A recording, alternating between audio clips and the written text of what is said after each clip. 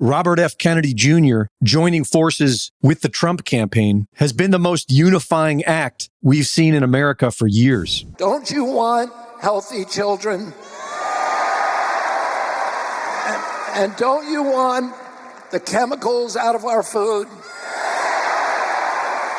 And don't you want the regulatory agencies to be free from corporate corruption? And that's what President Trump told me that he wanted. He also told me that he wanted to end the grip of the neocons on U.S. foreign policy. And don't you want a president who's going to get us out of the wars and who's going to rebuild the middle class in this country?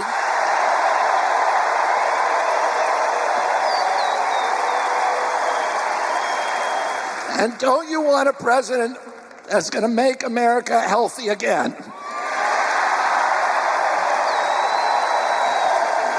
Thank you all very, very much, and God bless you, and God bless America.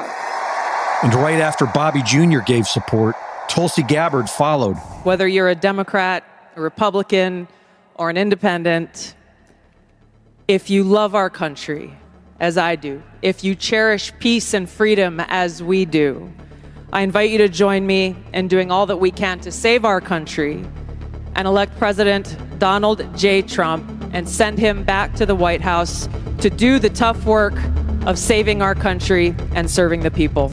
Following this historic political realignment, less than 3 months from the 2024 election, Mark Zuckerberg admits that he censored information on Facebook at the direction of the federal government.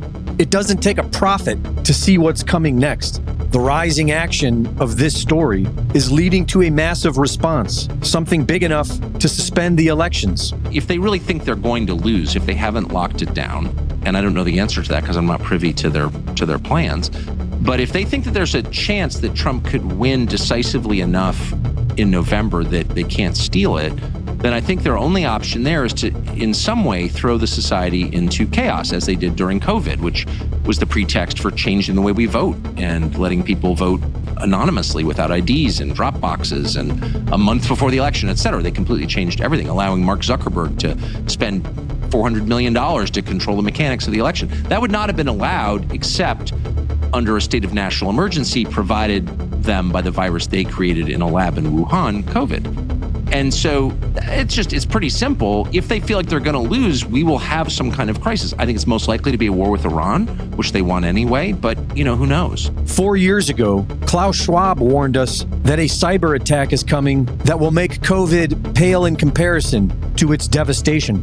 We all know, but still pay insufficient attention to the frightening scenario of a comprehensive cyber attack, which would bring to a complete halt to the power supply, transportation, hospital services, our society as a whole. The COVID-19 crisis would be seen in this respect as a small disturbance in comparison to a major cyber attack. And just this month, the World Economic Forum posts an article entitled 4 Global Risks to Look Out For in the Post-Pandemic Era.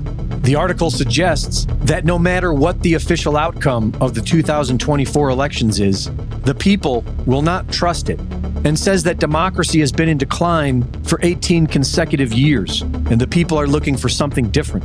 The article cites the WHO, saying that the COVID pandemic was the greatest threat to mental health since the Second World War, and that a new eco-anxiety is likely to escalate as governments fail to transition away from fossil fuels fast enough.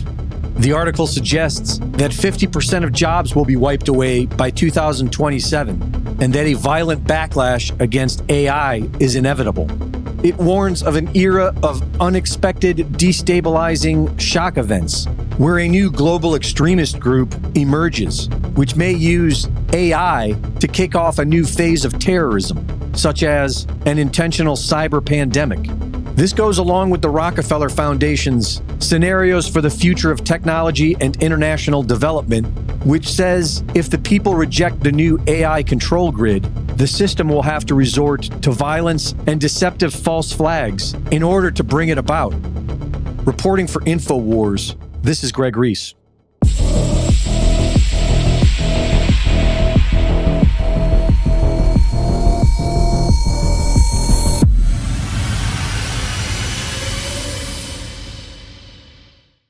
Thank you for watching the latest Greg Reese Report.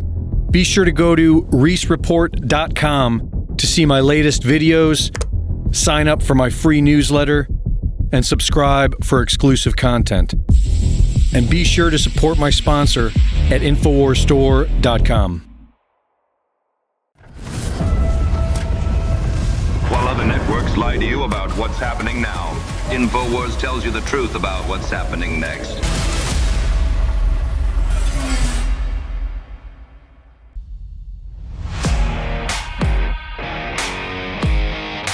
First of all, we want to avoid the middle of the grocery store and stick to whole foods, real food.